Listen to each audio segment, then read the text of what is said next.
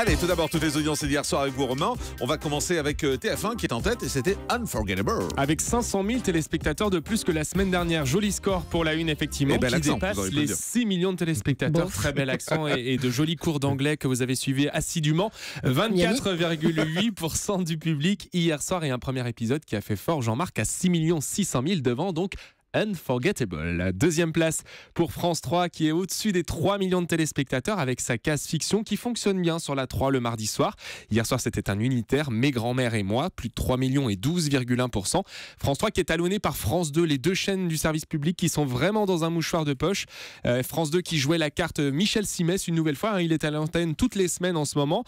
Ces dernières semaines c'était pour les pouvoirs extraordinaires avec Adriana Carambeu. Là hier soir c'était Aventure de médecine pour nous expliquer les bébés, les accouchements, l'évolution de la naissance au fil des époques. Eh bien, France 2 accouche d'un joli score ce matin, 2 980 000 et 12,8% au pied du podium. On retrouve M6 qui pensait avoir une idée lumineuse en programmant Tout ce qui brille. Eh bien, c'est un score vraiment faible, hein. 2 100 000, on peut s'attendre à mieux pour cette case cinéma, 9,2% du public hier. Et puis du côté de la TNT, qui a gagné? Aucune chaîne ne dépasse le million de téléspectateurs. Le meilleur score, c'est pour TMC, la petite sœur de TF1, avec 90 minutes enquête qui nous emmenait hier avec les légionnaires pour découvrir un petit peu leur quotidien. 8 semaines dans l'enfer de la jungle, 944 000 personnes et 3,8%. La deuxième place, elle est pour Énergie 12 avec le film Complot. Et puis on attendait... Plus de aussi... 800 000. Hein.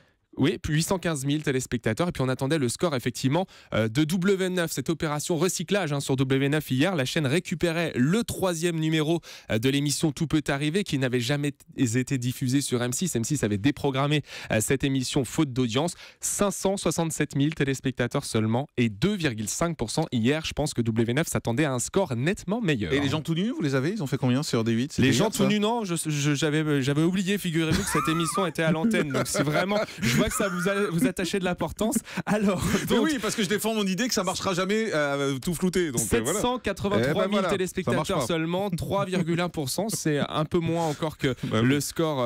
Non, un tout petit peu mieux que le Bon, score. enfin, c'est pareil, quoi. Une main devant, une main derrière pour des 8. Deuxième partie de soirée, avec quoi? Avec notamment France 3, un nouveau numéro de l'émission Le Divan. Allongé sur le divan hier soir, Alain Finkielkraut. Devant la télé, les gens sont allés se coucher. 400 000 téléspectateurs seulement et 4,4%. Il y avait aussi ce documentaire sur les homos dont on a parlé hier sur Europe 1.